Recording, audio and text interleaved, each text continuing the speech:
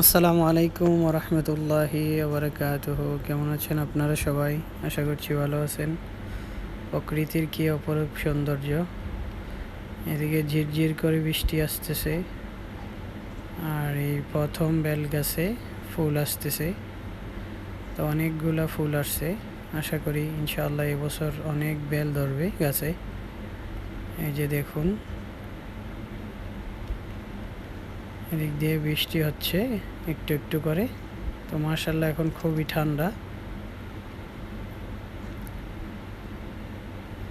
তো প্রকৃতি তার আপন রূপে সেজেছে, অনেক সুন্দর লাগতেছে।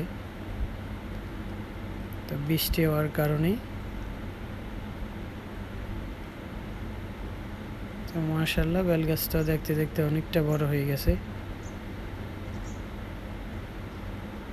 ভালো থাকবেন, আল্লাহ হাফেজ।